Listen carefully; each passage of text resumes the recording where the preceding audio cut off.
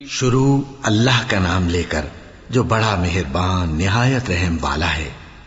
الف لام میم، یہ کتاب یعنی قرآن مجید، اس میں کچھ شک نہیں کہ اللہ کا کلام ہے، پرہیزگاروں کے لیے رہنما ہے، جو غیب پر ایمان لاتے اور آداب کے ساتھ نماز پڑھتے اور جو کچھ ہم نے ان کو عطا فرمایا ہے اس میں سے خرچ کرتے ہیں، اور جو کتاب اے پیغمبر تم پر نازل ہوئی اور جو کتابیں تم سے پہلے پیغمبروں پر نازل ہوئیں سب پر ایمان لاتے اور آخرت کا یقین رکھتے ہیں۔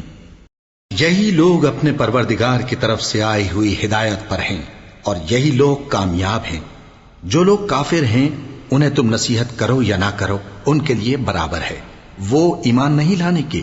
اللہ نے ان کے دلوں اور کانوں پر مہر لگا رکھی ہے اور ان کی آنکھوں پر پردہ پڑا ہوا ہے اور ان کے لیے بڑا عذاب تیار ہے۔ اور بعض لوگ ایسے ہیں جو کہتے ہیں کہ ہم اللہ پر اور روز آخر پر ایمان رکھتے ہیں، حالانکہ وہ ایمان نہیں رکھتے۔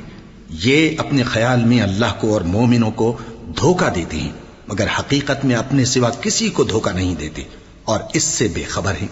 ان کے دلوں میں کفر کا مرض تھا، اللہ نے ان کا مرض اور زیادہ کر دیا اور ان کے جھوٹ بولنے کے سبب ان کو دکھ دینے والا عذاب ہوگا۔ اور جب ان سے کہا جاتا ہے کہ زمین میں فساد نہ ڈالو تو کہتے ہیں کہ ہم تو اصلاح کرنے والے ہیں۔ دیکھو یہ بلا شبہ مفسد ہیں لیکن خبر نہیں رکھتے۔ اور جب ان سے کہا جاتا ہے کہ جس طرح اور لوگ ایمان لے آئے تم بھی ایمان لے آؤ تو کہتے ہیں بھلا جس طرح بے وقوف ایمان لے آئے ہیں اسی طرح ہم بھی ایمان لے آئیں۔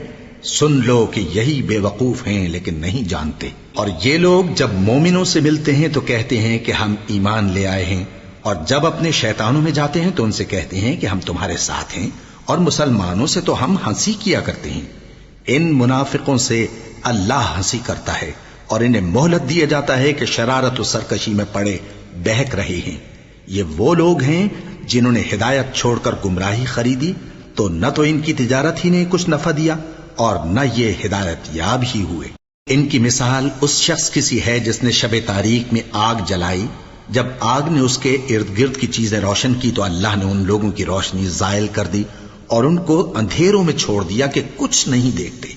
یہ بہرے ہیں، گونگے ہیں، اندھے ہیں کہ کسی طرح سیدھے رستے کی طرف لوٹ ہی نہیں سکتے۔ یا ان کی مثال میں کسی ہے کہ آسمان سے برس رہا ہو اور اس میں اندھیرے پر اندھیرا چھا رہا ہو اور بادل گرج رہا ہو اور بجلی کوند رہی ہو تو یہ کڑک سے ڈر کر موت کے خوف سے کانوں میں انگلیاں دے لے۔ اور اللہ کافروں کو ہر طرف سے گھیرے ہوئے ہے، قریب ہے کہ بجلی کی چمک ان کی آنکھوں کی بصارت کو اچک لے جائے۔ جب بجلی چمکتی اور ان پر روشنی ڈالتی ہے تو اس میں چل پڑتے ہیں، اور جب اندھیرا ہو جاتا ہے تو کھڑے کے کھڑے رہ جاتی ہیں۔ اور اگر اللہ چاہتا تو ان کے کانوں کی سنوائی اور آنکھوں کی بینائی دونوں کو زائل کر دیتا۔